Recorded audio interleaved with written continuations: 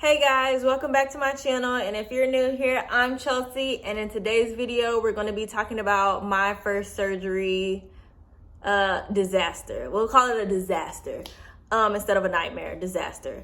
The intro to this video looks a little bit different than the rest of the video because, well, not a little bit different, the whole background is different, but it's different because when I was editing the video I did not like the intro whatsoever. And I couldn't put it back in the same spot because the sun has gone down and I don't have a ring light and I'm rambling. So I'm just gonna let y'all go ahead and get into the video. Like, comment, subscribe. If you have any questions, contact me on Instagram. My handle will be down in the description box below, and let's get started on the video.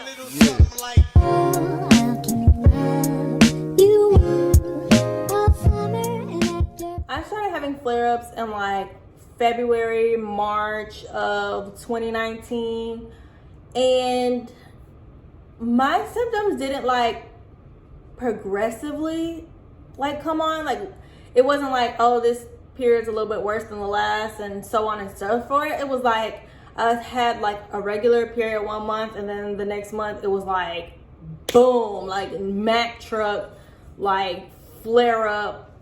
It was I was like, what is going on? And so at first I was gonna kind of ignore it because at the time I was in my first associate position and I did not like the job whatsoever. It wasn't a good fit for me at all. Like, I was stressed, depressed, and anxious just working at that job. And so I thought like at first it was just like a response to stress. Like, and when I say like I was stressed and depressed, like, and anxious, like I would be like depressed going to work, depressed at work.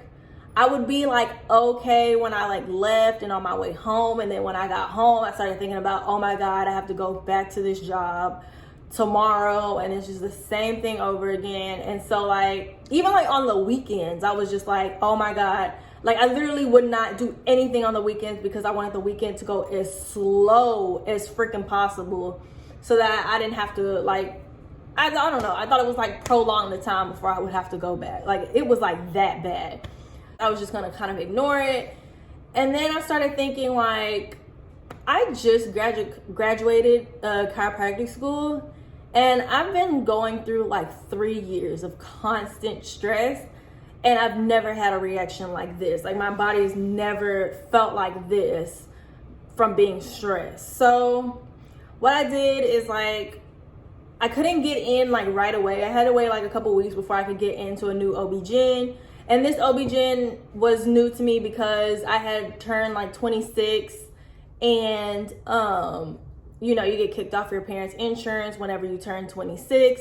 So I had new insurance. I had to find a new OB-GYN. So I go to her, and it was terrible. It was like, I think I've said this in a previous video too, but it was bad. Like, she was like asking me like what I did for a living, which, I mean, at first it was just like, okay, normal conversation. What do you do for a living? I was like, I'm a chiropractor.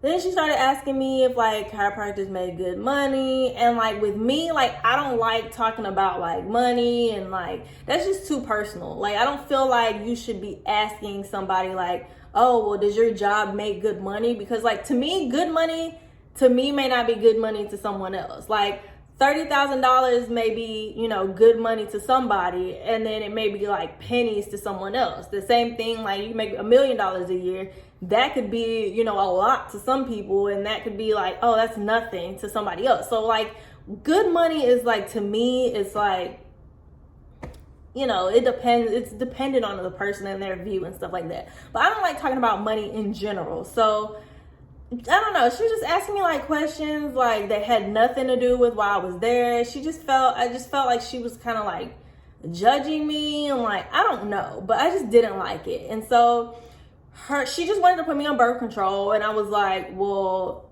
why am I being put on birth control? Like, what is your reasoning for me being on birth control? What is wrong? Like, what's wrong with me that I need to be on birth control?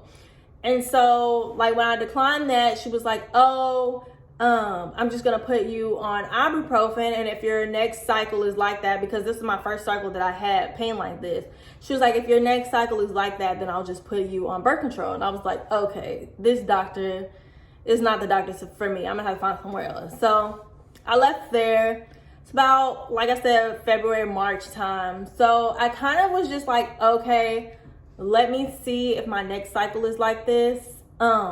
So the next month, same thing, like excruciating pain. My stomach was like distended, bloated, hard. Like it literally felt like I had like took a balloon and filled it with like the thickest, grossest liquid you could fill it with, stuffed it into my abdomen, and like sewed my abdomen closed. And it was so uncomfortable, so painful.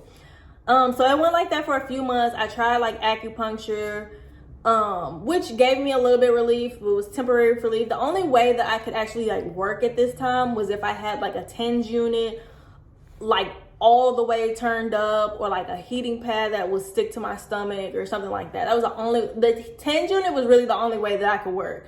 Like that was the only way that I could get some type of pain relief to where I could work. And let me tell you, adjusting people when you feel like this is like the worst.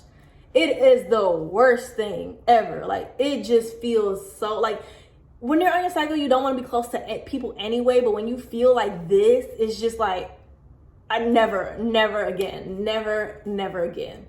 So I waited, like honestly, I waited a few months before I went back to another doctor, and I tried to research the doctor as much as I could.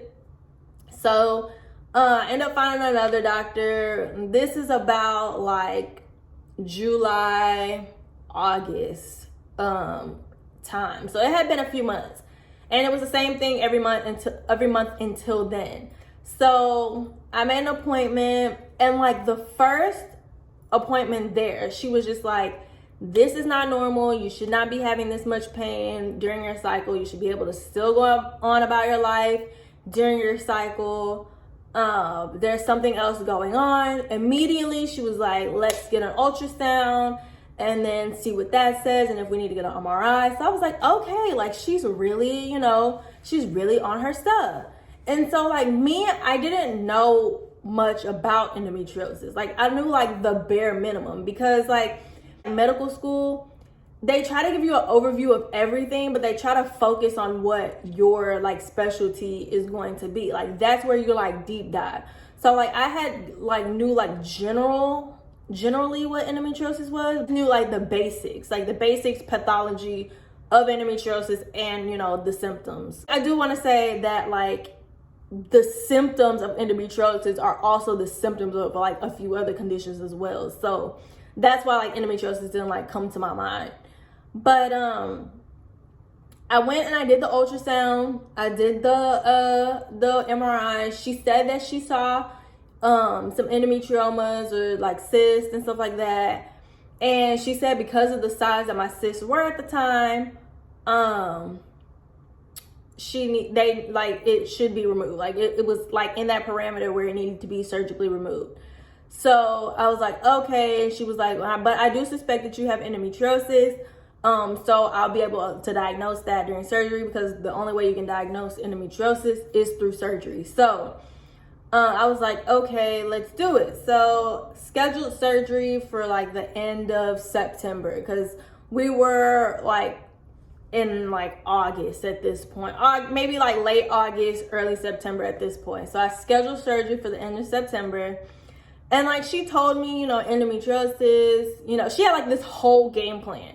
She was like, we're gonna go in, we're gonna do the ablation, we're gonna burn off all the lesions, and then anything that I don't get, we're gonna do a 6-month trial of Lupron. It's gonna kill everything that I wasn't able to get with, the ablation. And then after your 6 months, we're gonna send you to the fertility doctor, and you're gonna do your, fertility. It's easiest to get pregnant after you have your surgery, because everything's all cleaned out, And like, it was like a whole plan, like completely sold me a dream. But I don't want to put like all the blame on the doctor, because when I was going through like the beginnings of my endometriosis, I was just like, I want to be the patient. Like, I'm just gonna like back off. I'm gonna sit back and I'm gonna be the patient, and I'm gonna let the doctor do their thing. Like, I wouldn't advise anybody to do that. Like, I should have like done my research. As soon as she told me that she suspected endometriosis, I should have started researching. I should have started joining groups. I should have started looking at articles. I should have started like doing my research, because I feel like if I had done that, then I wouldn't have even let her touch me with a scalpel. I wouldn't even let her put me to sleep, to be anywhere near me while I'm knocked out or not conscious. Like, no. She like whole plan. I'm like, yes, like let's do that. So I do surgery, and so I do surgery, and I don't know, like I'm like getting mad. Like, okay, hold on, let me calm down for a second. Okay, I do surgery. I did the Lupron injection. They gave me my first injection while I was in the hospital. So after that, I started, like after I recovered and I had my first injection, that was really when the time I started starting to research.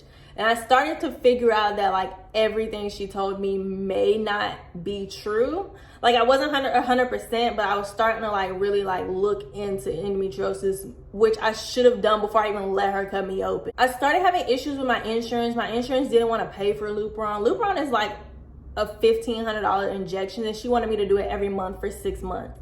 So my insurance did not want to pay for that. So I had my injection, my first injection in September. I didn't get my next injection until like November. And then after that, I was like, okay, well, I don't want to do these injections anymore, because I started really reading up on Lupron. I was like, okay, no, this is not the medicine for me. I don't want to do this anymore. So I stopped after the second injection, and probably September, October, November, December, January, February, March. So about 5 to 6 months after surgery, I started having the exact same pain that I had before I even had surgery. Exact same. Like, it was like the same intensity, the same bloating, distension, all that. It was exactly the same, like I had never been cut open.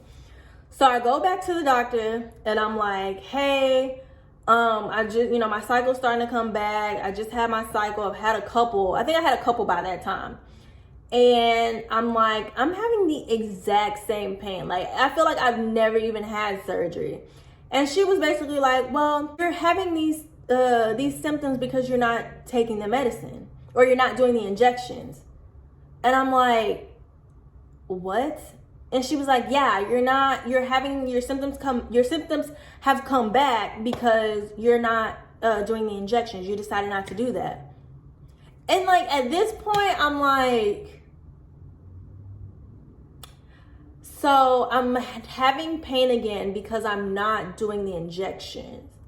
I thought that's what the surgery was for. Like, that's what I was like thinking in my head. Like, what was the point of getting surgery if the Lupron injection was the reason, was going to stop me from being in pain? Like, I was like so confused.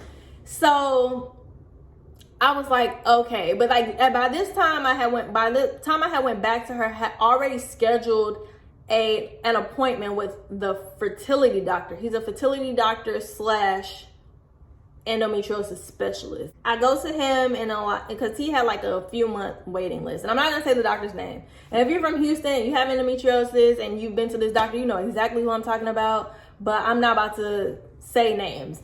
So I go to this doctor, and like it gets even worse from here. I go to this doctor. I have to watch, like, I think this video was like an hour and a half long. Like, before I even got to see the doctor, I like filled out my paperwork. Then I had to watch this like hour and a half video. I sit there for like an hour and a half. And then after that, then I get to sit down with the doctor. So I had brought everything. I had brought my post-op report from the other doctor, or from my surgery. And then I had brought my imaging, and what else did I bring? I think my imaging, my post-op report. And so he was like looking over that with me, all that different stuff. So at this point, it's like, I think it was like June or July. Yeah, June or July at this point. So at this point, he's like, yeah, I would recommend surgery. But, you know, I had to do like all this other stuff because he was a fertility doctor as well. So he was like, I recommend surgery. You need to do this. You need to do new imaging. There's some other stuff that I needed to do. It was like a list of like 3 or 4 things that I needed to do before I could even book for surgery. And mind you, his surgery waiting list was already like 3 months long because at this time it was like COVID. So we're like in 2020 now.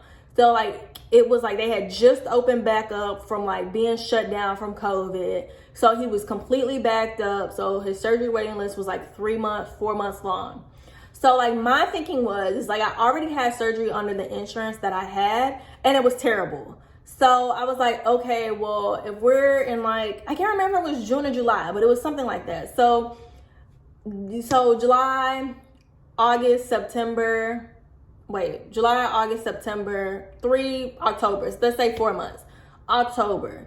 So like in my mind, because my insurance was terrible, I wanted to wait until like the year started over because I knew that when I had surgery, I was gonna meet my deductible. And it was like, okay, well, if I meet my deductible, then I have the whole year to use my insurance and not have to pay, you know, that much out of pocket, or my insurance going to cover the majority of whatever medical issues I have going on for the rest of the year.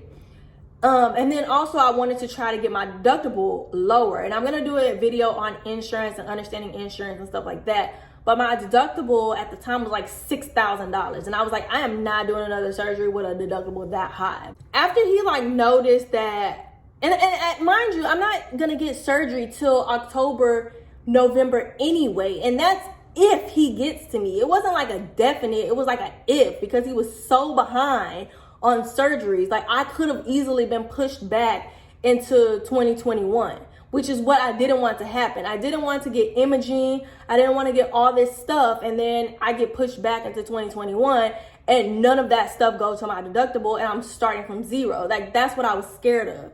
So I wanted to wait until like January before I did my imaging and all that stuff again.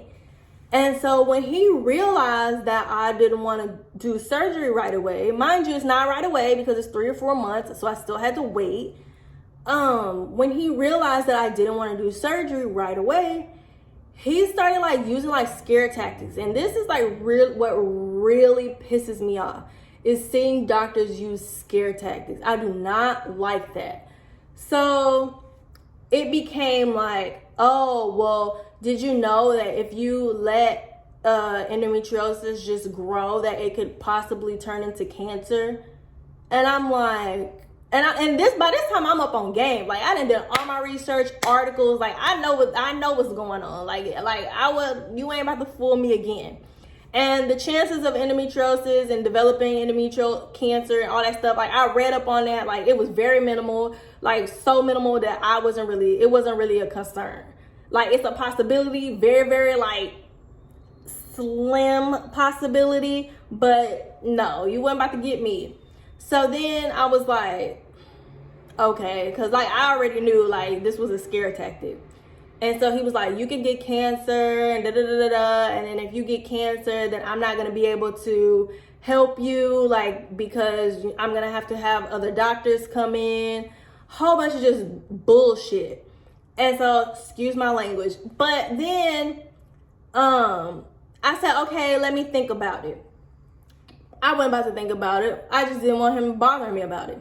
So then, like, I leave. They automatically, like, start scheduling me for a whole bunch of stuff. So the lady calls me, like, a week later. The nurse calls me, like, a week later and was like, oh, well, you have an appointment for this at this day, at this time, this day, at this time, this day, at this time. And I was like, who told y'all to schedule that? Like, who approved that? And so I was like, when I left the office, I told y'all that I would let y'all know if I wanted to, move forward right now, but I really don't want to. I want to wait until you know, until my deductible started over. I thought we were pretty clear on that. So she was like, okay, da da da da da. So then the doctor calls me. So I'm talking to the doctor, and he basically was like, well, you know, if you don't get surgery, I can't help you because it's gonna get worse, and then I'm gonna have to, you know, you're gonna end up with a hysterectomy and da da da da da. Just a whole bunch of just trying to like push me into it. And so he was like, and you know, endometriosis going untreated can turn into cancer. So then this man proceeds to refer me to a OB-GYN oncologist. Now, mind you, I don't even have cancer. Okay, I had plenty of blood work. All my blood work was normal. The only thing that really kind of scared me, and I wasn't gonna let him know that he scared me a little bit. Well, he didn't scare me. The results from the blood work scared me a little bit. The only thing that kind of scared me is on one of the tests that he did for my blood work was a cancer antigen test, and it was high. Like, it wasn't like super high, but it was high. Like, and so that did make me a little nervous. But yeah, he was like, I'm gonna have to refer you to a OB-GYN oncologist, you know, and basically dropped me from care. Like, gave me the number, and I was like, well, do they even take my insurance? He was like, I don't know, you're not my problem. And the reason that he did that is because I'm pretty sure it's the same for MDs as it is for DCs. You can't abandon patients. Like, patient abandonment is like, it's like against the rules. So you can't just like drop a patient from care without giving them another option. So he had to give me another provider, or then I could have went after him for patient abandonment. And so that's the only reason, you know, he even gave me that other option. But the option that he gave me was like bullshit. So I'm like, okay, well, this obviously is not gonna work. So I went to there's one other endometriosis specialist besides this guy that I end up going to. And this is what says it all. I go in there, and I was like, they were like asking me like who I've seen before, and I was like, oh, I recently saw, you know, this doctor. And the nurse, I was about to curse. I'm not even kidding you. The nurse was like, oh, we've heard about them, and then she was like, we've had a lot of patients come from over there, and you know, we've heard. And I'm like, really? But then at this point I was like, girl, yeah, it's bad. They trash over there. Like, no. Like, it was no holds barred on that one. I was like, yeah, they trash. They told me I was gonna get cancer. Like, I started just spilling. They told me I was gonna get cancer. And she was like, what? And I was like, yeah, girl, they told me I was gonna get cancer. And I'm like, that's why I'm here. Cause like, they weren't about to cut me open.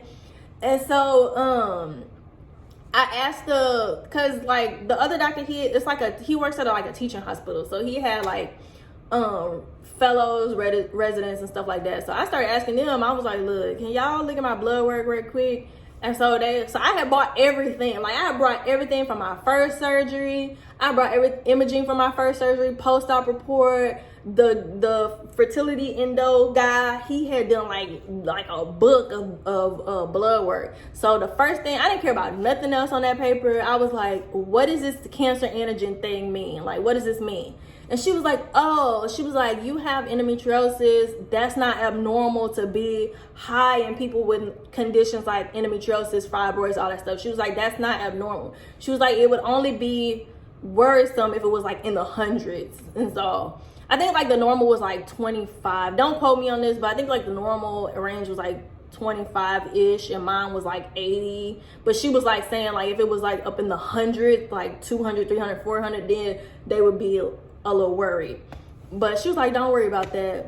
And so then I was like, okay. So then the doctor comes in. I'm like, look, now by this time it's like August, September. And so I'm like, look, it's too late in the year for me to get surgery and to have everything on this year's insurance. And then even when I meet my deductible, I'm still not gonna be able to use my insurance. Like, I felt like people wasn't understanding that, you know, I wanted to have surgery early in the year so I had all year. Like, if I got sick, I'm going to the doctor for free. If I get, if I can go to the doctor every day if I want to and not have to pay a copay because I didn't met my deductible. And at this point, because surgery is so expensive, or the type of surgery that they were trying to do was so expensive, I didn't met my deductible and my out of pocket. So I'm going everywhere for free. If I want to go to the doctor every day, I can do that. If I want to get blood drawn every day, I can do that. And I don't got to pay for it because my insurance is going to pick it up. So, but he was way more understanding. He was like, okay, yeah, I understand. And his wait list was about 3 to 4 months too. So he was like, okay, well, if you want to wait, that's cool. But he was like, if you have pain or you have anything gets worse, call us, let us know. We'll, see if we can get you in. And, he was cool. He was like, yeah, your sister big, they need to be taken out. But if you're not ready, and to him, I feel like he knew that even if I got on the surgery list that day, there was still no guarantee that I was, it would have been like December, this November, December. So, but he was like so understanding, and I was like, thank you. He was like, yeah, just give us a call. And, I ended up not being able to go to that doctor because one of the hospitals that he was affiliated with. Now, this doctor was a great doctor. He was so patient, understanding, and I actually know someone who got surgery by him. They had a great experience. But I ended up not being able to get surgery by him because one of the hospitals that he does surgery at dropped my insurance carrier, and the other hospital didn't take my insurance. And so that's how I ended up in Austin with the doctor that I did. And I had a great experience with him too. Anything that has to come to do with my endometriosis, I'm calling, email their office. Even like last week, I was on the phone with my surgeon's office, and like they have been so nice, so accommodating. They're so easy to get a hold of.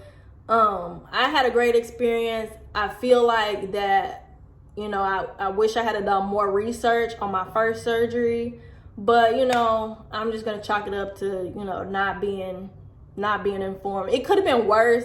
I could have had a completely botched surgery. And I do want to point out another thing, and quality. So I don't have my first post-op report is on my phone, so I can't pull it up and show you.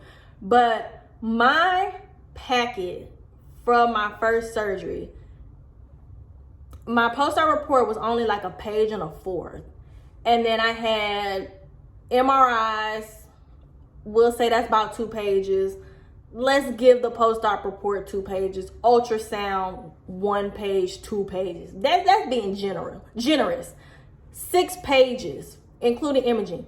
My second surgery, they sent me, now this is not including imaging. My second surgery, the one I just had by this doctor in Austin, 22 pages, including pictures, pathology of every little tissue that they took, had detail of everything that they did, everything that they found. Like, it was so detailed. And I'm like, now this is how you do a surgery. This is how you document. That little 1.5, 1/4 page that I got from my first surgery, I should have known that shit was not gonna be worth a damn. Because, and even like when I went to show the other doctors that I've been to, when I gave them my post-op report, they was like, well, did they do this? And I'm like, I don't know. What does the post-op report say? They looking at me, I'm looking at them, they looking at the report, I'm looking at them, and they like, so that's how I should have, and that gave me another clue that my first surgery wasn't shit. But just do your research. Be smart. If a doctor ever tells you that they think that you have a condition, research that condition, and don't just Google, because Google will tell you anything. Just like go to like read articles, join reputable groups of that condition. Like I'm a part of like a few different endometriosis groups that are actually like reputable and like work with certain doctors and stuff like that. That's how I found the doctor who ended up doing my surgery is through an endometriosis group, and they actually like vet doctors and stuff like that. So go, do your research, like invest. I should have done that, and I should have been smarter, and I knew better, and I didn't. So like, just make sure you just take it seriously. Even if you don't end up having that condition, the worst thing that can happen is that you learn something about a condition, you know. But like, as soon as like a doctor tells you, oh, I think you may have that, go and just dive into all types of research. Not to scare yourself into thinking that you have something, but to be informed, so that you know, like, you know, you're just smarter and you're more aware, because that's a mistake that I made. But I hope you guys enjoyed this story time, or this story about my first surgery. That's all I got. So, and it's getting dark, so I'm ending this video just in time, because I don't have like a ring light yet. I'm using the good old-fashioned sunlight, and she's going down. So thank you guys for watching. Like, comment, subscribe, and I'll see you guys in the next video. Bye guys.